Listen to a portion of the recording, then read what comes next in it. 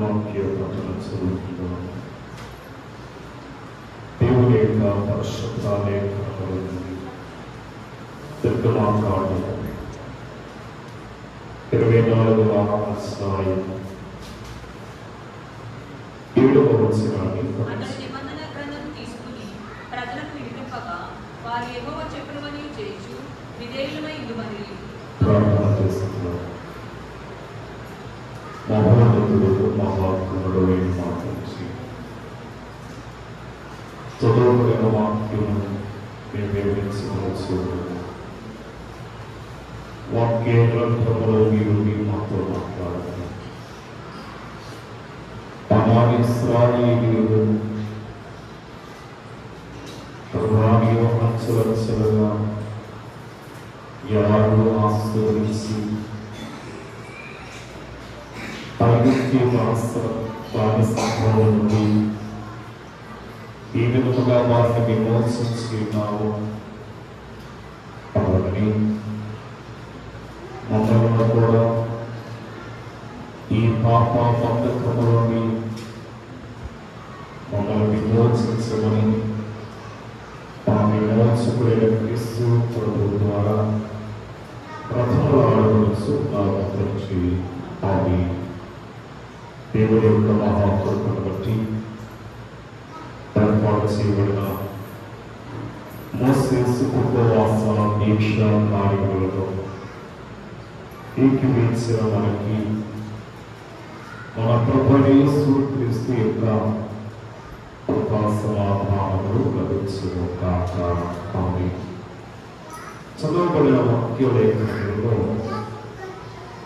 ఈ 24వ అధ్యాయము చాలా ప్రాముఖ్యమైనటువంటి విషయాలు మనకు చూపిస్తుంది.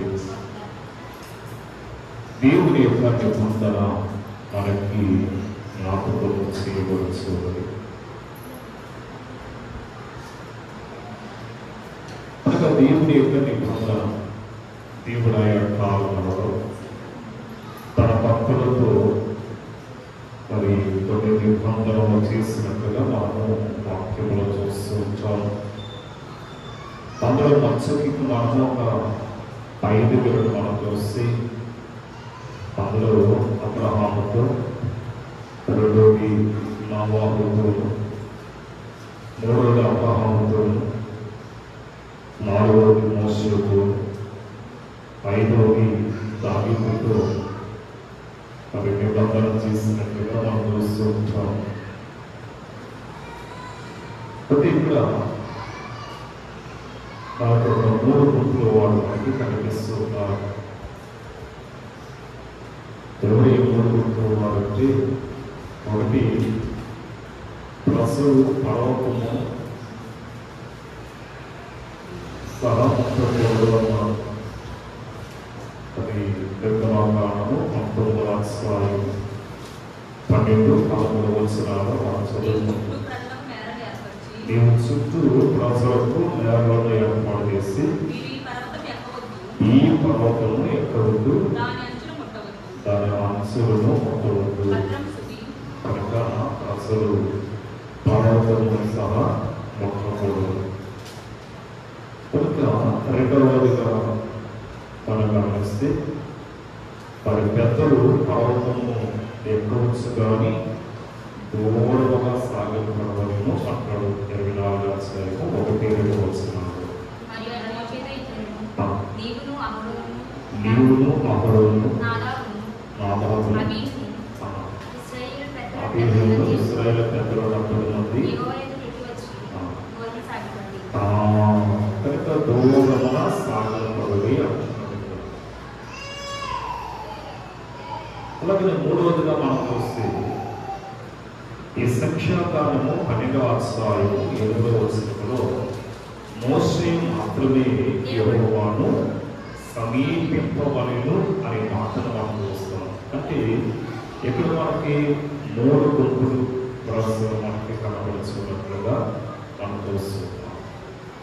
అంటే మోషే మన ప్రభువైన యేసు క్రీస్తునకు చక్కని సాదృశ్యముగా ఉన్నట్లు మనం చూస్తూ ఉంటాం.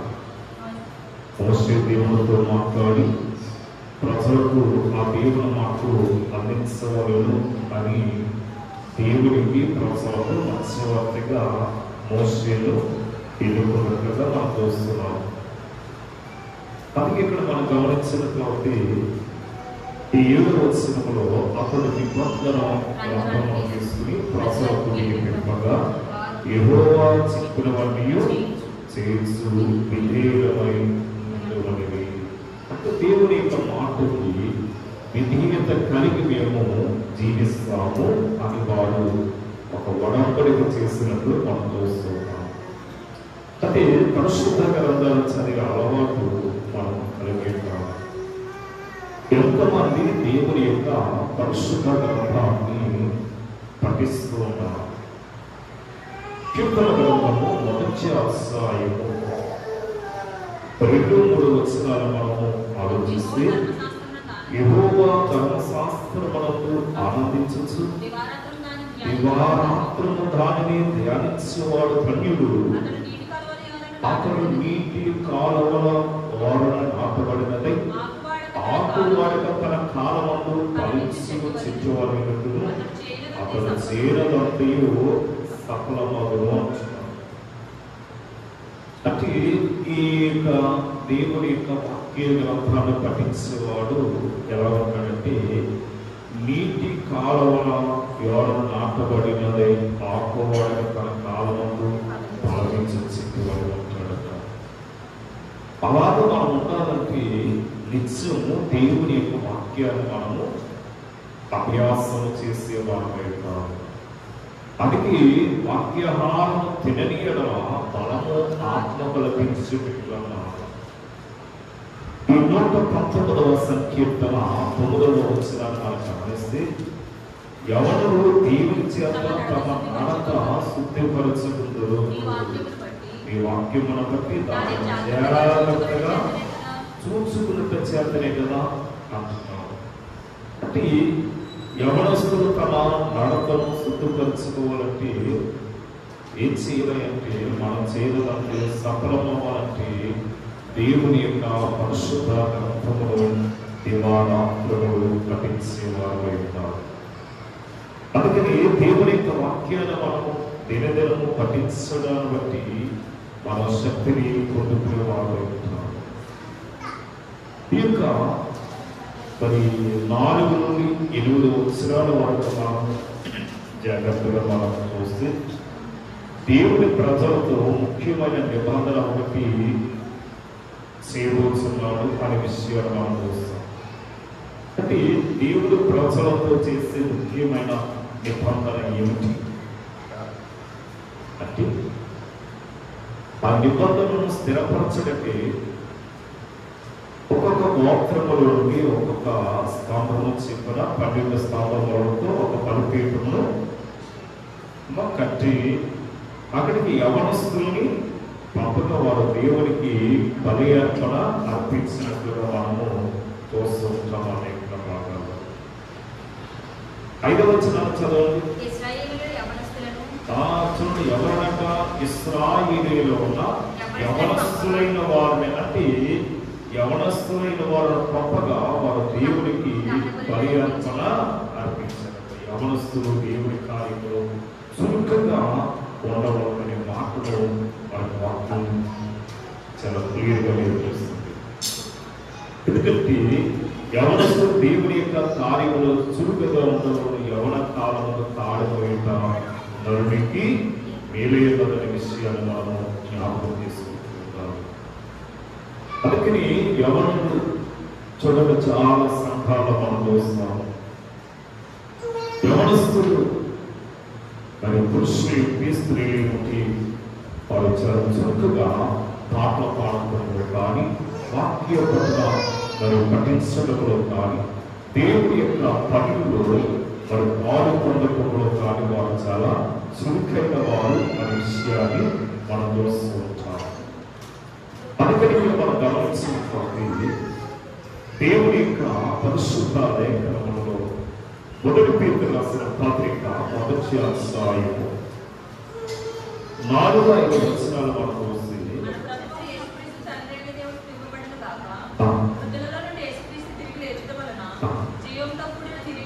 చూడు, జీవంతో కూడిన నిరీక్షణ మనకి కలిగినట్టు ఆయన అక్షయమైనది నిర్మలమైనది వాడబారనిదినైన స్వాస్థ్యములను కలిగినట్టు ఆయన తన విశేష కనుకరం చొప్పున మనలను మరలా జన్మింపజేశారు.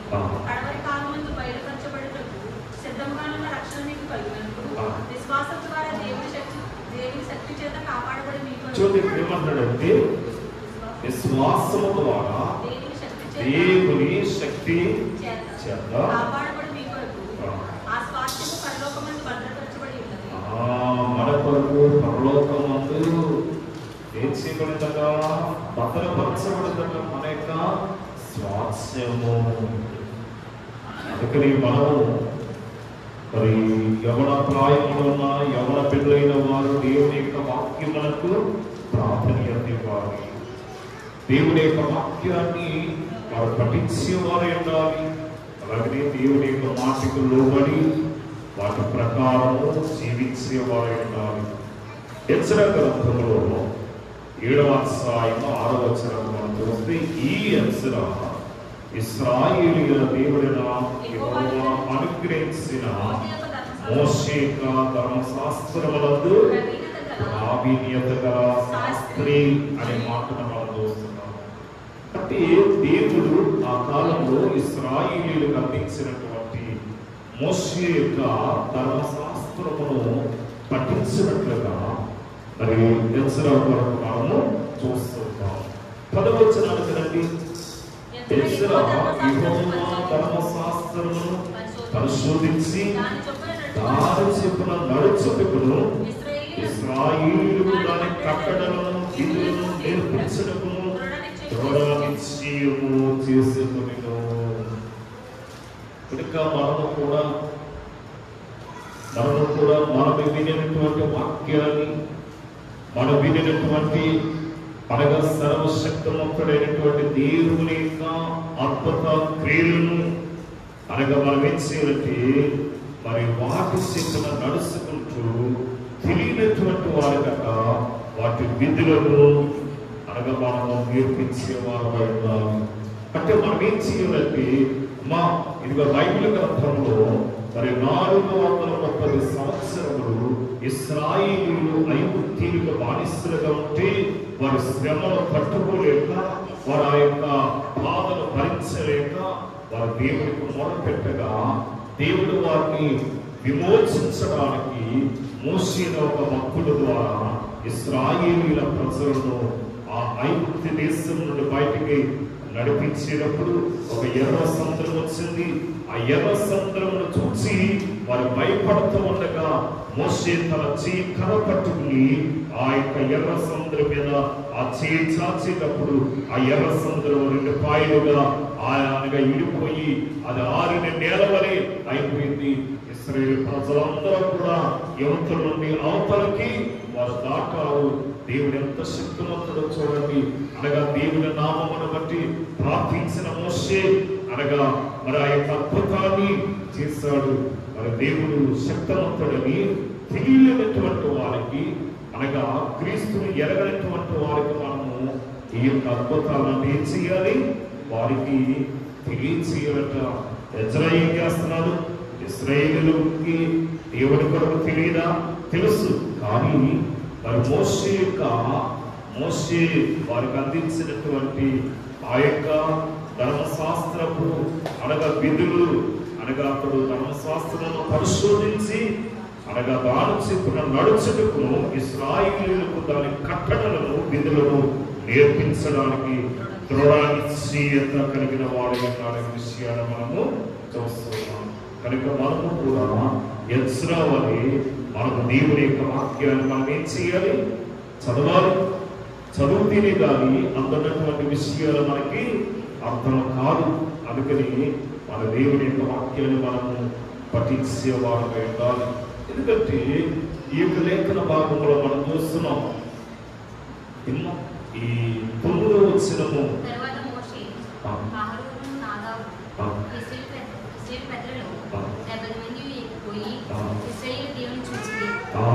ఇశ్రాయేలు దేవుని చూసినట్ట. అయితే ఇక్కడ మనకి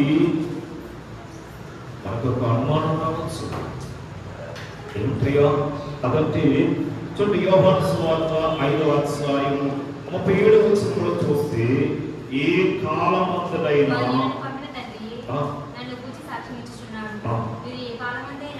చూడండి, బాగా గమనించండి, మీరు ఏ కాలమందునైనను ఆయన స్వరమును వినలేదు, ఆయన స్వరూపమును చూడలేదు, ఆయన ఎవరిని పంపును ఆయనను మీరు నమ్మలేదు కనుక మీలో ఆయన వాక్కు నిలిచి ఉండలేదు.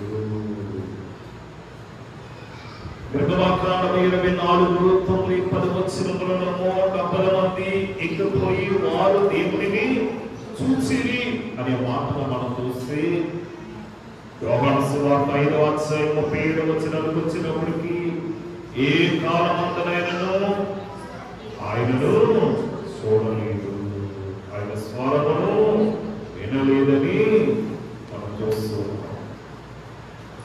ఏమిటి యొక్క తేడా? అనగా మనము ఎలాగో దేవుని చూడాలి, ఎలాగో మనం దేవుని చూడలేదు. దేవుడిని మనం చూడాలంటే మనలో పరిశుద్ధత అవసరం.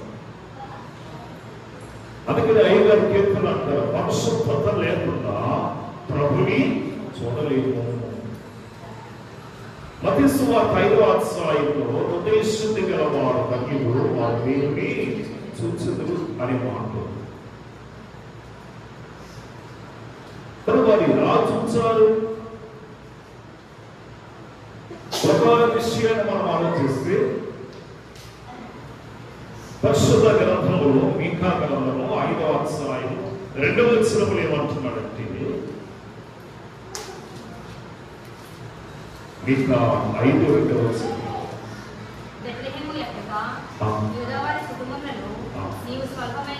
నీవు స్వల్పమైన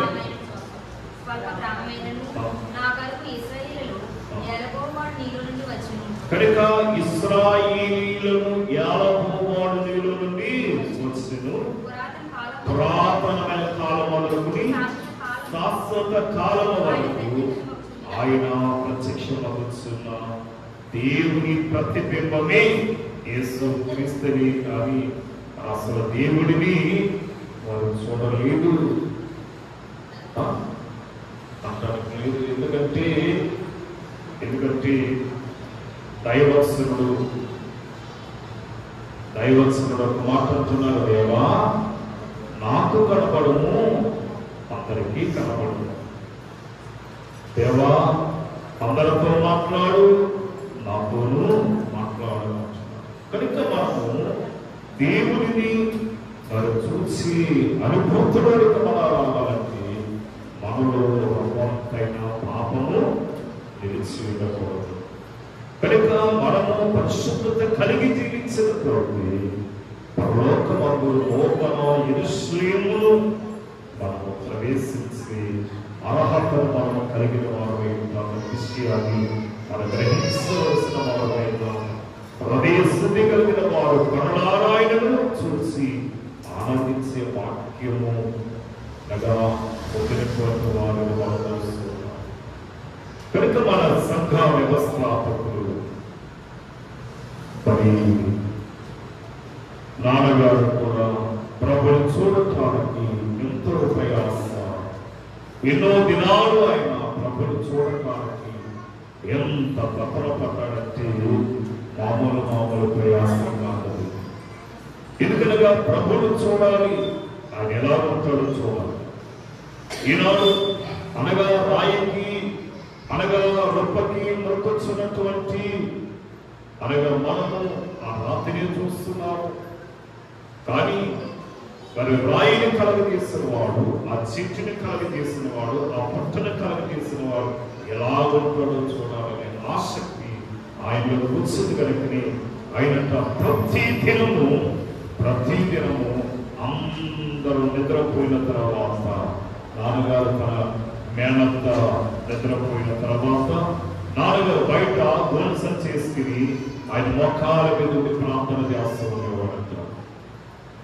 ఆయన వయస్సు 13 సంవత్సరాలు తప్ప 13 సంవత్సరాల వయస్సు నుండి ఆయన మోకాల మీద ఉండి మరి ప్రార్థన చేసుకుంటూ ఆయన మోకాల మీద ఉండి దేవుడు చూడాలి అని, ఎందుకంటే మరి భూమిని ఆకాశమును నన్ను కలగదీసిన వాడు అట, నీవెవరు కనపడి నాతో మాట్లాడితే నేను నిన్ను పూజిస్తాను అని ఆయన అలాగే ప్రార్థన చేస్తూ ఉండేవాడట. అలా చేస్తూ ఉండగా మోగానిగా నిద్ర పట్టి ఆ గోల్ సంచి మీద కలుపుకోవాడట. అలాగే మధ్యరాత్రి వేళ తన మేనత్తకి మెరుపు వచ్చి అవి బయటకు వచ్చినప్పటికీ ఎక్కడుండేవాడంటే గోల్ సంచి మీద పడుతుండేవాడట. నీకేం కర్మ, ఇదేంటి హాయిగా మంచం వేస్తాను, మంచం మీద పడుకోమన్నాను, మరి మంచం వదిలేసి గోల్ సంచి మీద పడుకున్న వెంటనే లేవనెత్తిందట. వెంటనే లేచి ఆ గోల్ సంచి దులిపి పక్కన పడేసి మళ్ళా మరి పొలం పనికి వెళ్ళిపోతుండేవాడు. ఇలాగా ఒక రోజు కాదు, 2 రోజులు కాదు, అనేక దినాలు వారాలు గడిచిపోయాయి, నెలలు తరబడుతున్నాయి. అప్పుడంట ఇక ఆయన అలాగే భక్తిని విడిచిపెట్టలేదు, విశ్వాసాన్ని విడిచిపెట్టలేదు, అలాగే పట్టుదలతో ఉన్నారు కనుక ఒక రోజునంట ఒక ఆయన అనగా కొంతమంది ఆడవాళ్ళు కాలుగుట్టంతా వెళ్తున్నారు.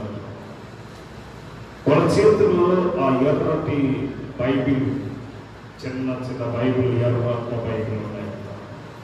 వాళ్ళు అడిగారంట, ఎక్కడికి వెళ్తున్నారు మీరంటే, ఇవాళ ఆదివారం మరి మేము ప్రార్థనకి వెళ్తున్నామన్నారంట. నాన్నగారు అనుకున్నారంట, ఆదివారమే దేవుడు కనిపిస్తాడంటే, ఆదివారమే దేవుడు కనిపిస్తాడు కనుక ఆదివారం దేవుడు కనిపిస్తాడు, కానీ గుడిలోకి వెళ్ళడానికి ఖాళీ లేదు.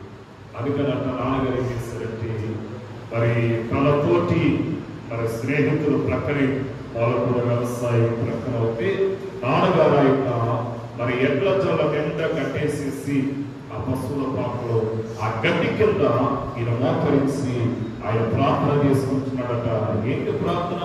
వేరే ప్రార్థన రాదు. ఏంటంటే భూమిని ఆకాశమును నన్ను కలగజేసిన వాడు అట, నీవెవరో నాకు కనపడి నాతో మాట్లాడితే అప్పుడు నేను నిన్ను నమ్ముతాను, నేను పూజిస్తున్న ఈ దేవి దేవతలను విడిచిపెట్టి నేను ఆరాధిస్తానని నాన్నగారు మోకాల మీద ప్రార్థన చేస్తుంటే అనగా వీళ్ళు 10 గంటలకి మోకరించారట. 10 గంటల నుండి 2:30 వరకు ఆయన అలాగే మోకాల మీద ఎడ్రచల్లో అలాగే మోకాల మీద ప్రార్థన చేస్తుండగా ఆ యొక్క పాకంతా కూడా వెలుగుతో నింపబడిపోయిందట. ఆ పాకంతా కూడా ప్రకాశవంతమైనటువంటి తేజస్సట. అప్పుడు అక్కడికి ఒక భక్తుడు తెల్లటి వస్త్రాలు తలతలా మెరిసిపోతాయట. ఆ యొక్క తల వెంట్రుకలు కూడా తెల్లగా మెరిసిపోతాయట. నాలుగు మొదలు శిరస్సు వరకు దగదగా మెరిసిపోతున్నాడట. అటువంటి ఒక వృద్ధుడు వృద్ధాప్యంలో పంచి కట్టుకుని వచ్చారట. వచ్చి, బాబు నేని భూమిని ఆకాశమును నిన్ను కలగజేసిన వాడిని అని చెప్పగానే ఇరువులంతా సేవకులు పట్టేసి ఒడికి పుట్టేసి అనగా ప్రభువు చూడాలి అంటే దేవుడా నాకు కనపడంటేనా కనిపించేవాడు కనుక మనం ఏం చేయాలంటే ప్రయాసపడాలి.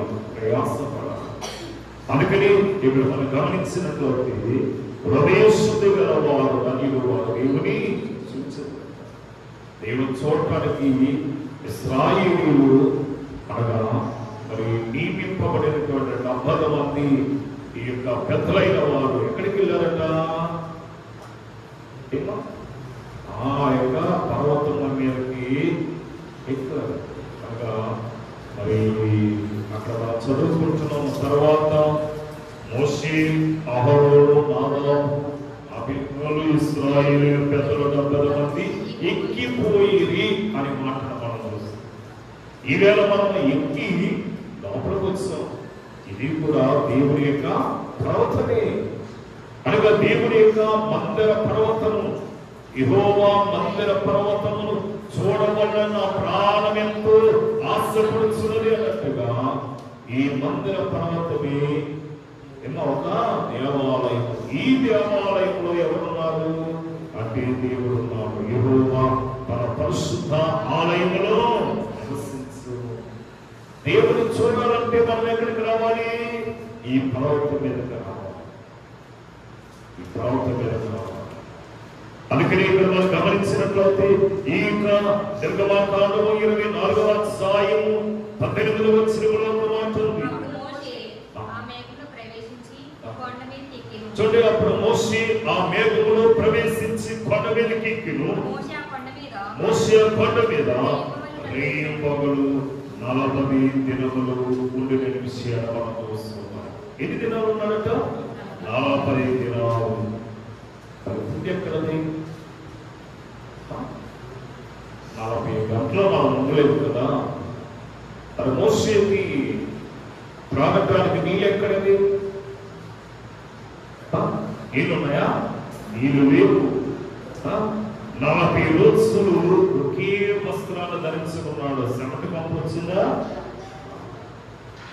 కొన్ని వస్త్రాలు ఏమైనా మాసిపోయా, పాతగిల్లాయా? ఏమి లేదు, ఏమి లేదట. అందుకని ఇక్కడ మనం గమనించినట్లయితే మోషే పర్వతం ఎక్కిన తర్వాత తన స్థితిగతులే మారిపోయినట్టుగా మనము చూస్తున్నాం.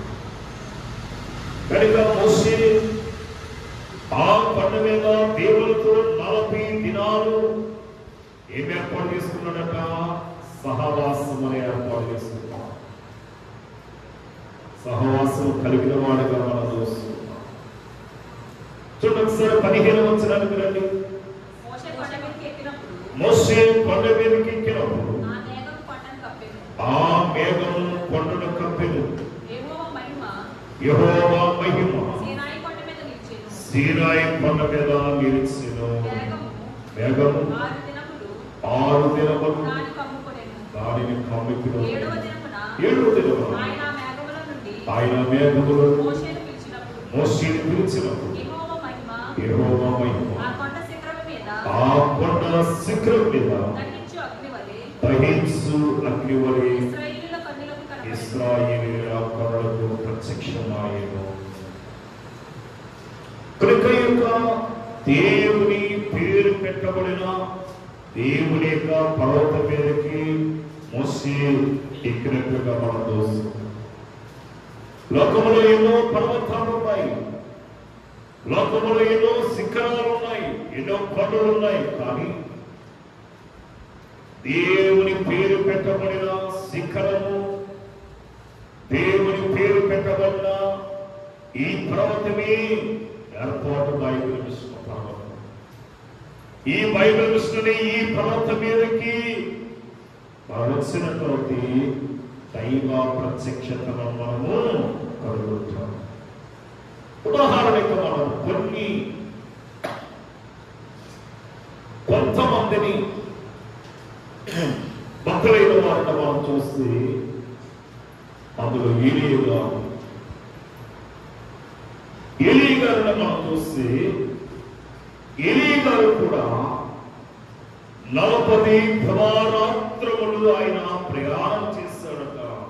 మొదటి రాజుల గ్రంథము 19వ అధ్యాయము 8వ వచనాన్ని మనం గమనిస్తే అతడు లేచి భోజనము చేసి, బాగా గమనించండి, అతడు లేచి భోజనము చేసి ఆ భోజనపు బలము చేత భోజనం చేస్తే ఒక కోడి తింటే ఎన్ని దినాలు బలం వచ్చేంత మనకి? ఉదయం చాలా మంది సౌదానం తిన్న వాళ్ళు ఉంటారు.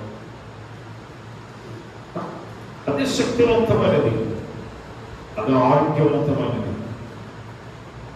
అలాగే తిని అనేక సంవత్సరాలు జీవించిన వారు ఉన్నారు, ఆరోగ్యాన్ని కాపాడుకున్న వారు ఉన్నారు. ఇప్పుడేమైపోయింది? దేశం తిండి అయిపోయింది, ఉదయాన్నే టిఫిన్ అంటున్నాం, ఆయిల్ ఫుడ్ ఎక్కువ.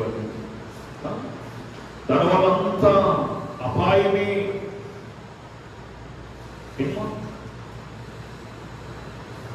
హానికరమైనది ఉదయకాల టిఫిన్. కానీ ఇక్కడ ఒక పూట భోజనం చేసి 40 రాత్రి పగలు ప్రయాణం చేసిన కావలసినంత శక్తిని దేవుడు ఏలియాకి ఇచ్చినట్లుగా మనం చూస్తున్నాం. అతడు ప్రయాణం చేసి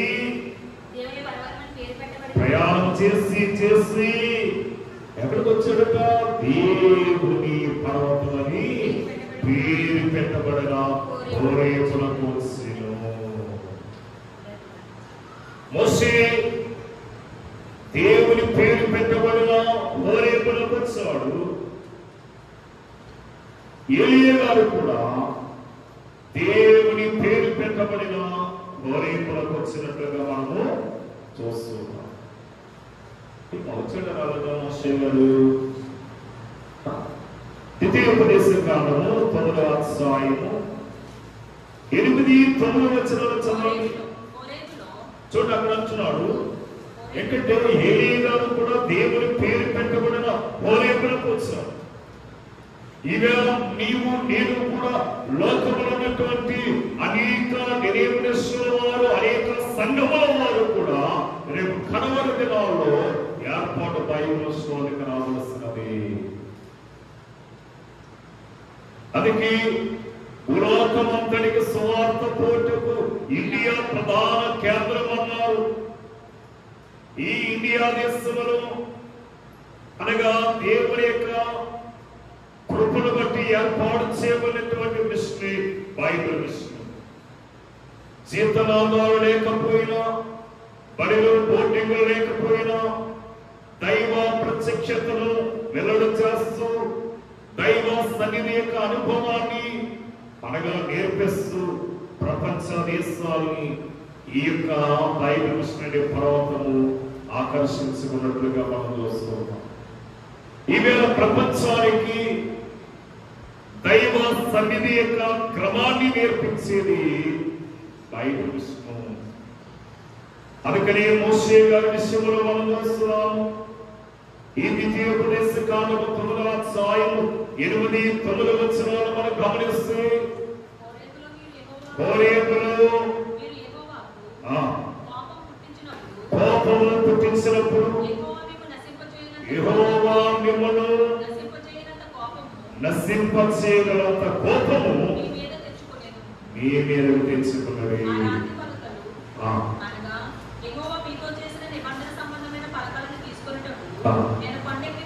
నేను కొండ ఎక్కినప్పుడు అన్న పానములను మాని, బాగా గమనించండి, తిండి తిప్పలు మానేశాను. అనగా మోషే గారు ఏం మానేశారట? అన్న పానములను మాని ఆ కొండ మీద 40 పగళ్ళు 40 రాత్రులు అక్కడ ఉన్నట్లుగా మనం చూస్తున్నాం.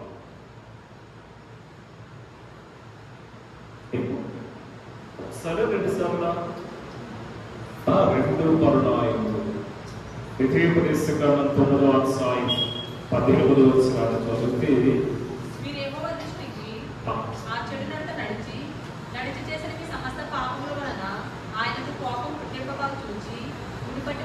చూడండి, గమనించండి, బాగా గుర్తించుకోండి. మునుపటి వలే అంటే ఒకప్పుడు చేసేసారు. ఒకప్పుడు 40 పగలు 40 రాత్రులైనా ఉన్నాడు. ఇప్పుడు మళ్ళా మునుపటి వలే అన్నపానములను మాని 40 పగలు 40 రాత్రులైన యెహోవా సన్నిధిలో సాగిలపడుతుంది. ఎంతమంది దేవుని సన్నిధిలో సాగిలపడుతున్నారు?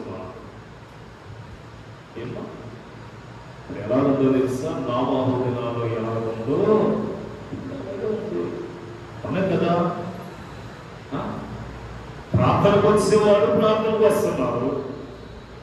ప్రార్థన అంటే భయం లేకుండా, లెక్క లేకుండా, దైవ భయం లేకుండా జీవిస్తున్న వారు కూడా లోకంలో విచ్చలవిడి జీవితాన్ని అనుభవించేవారు అనుభవిస్తూనే ఉన్నారు.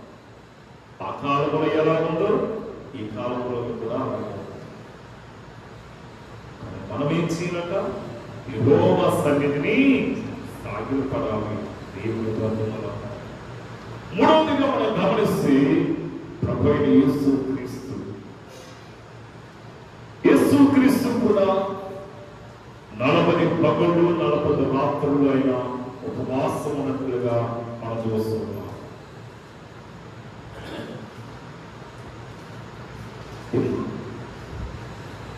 ఏలియా గారు ఉన్నారు, మోషే గారు ఉన్నారు, ప్రభువైన యేసు క్రీస్తు.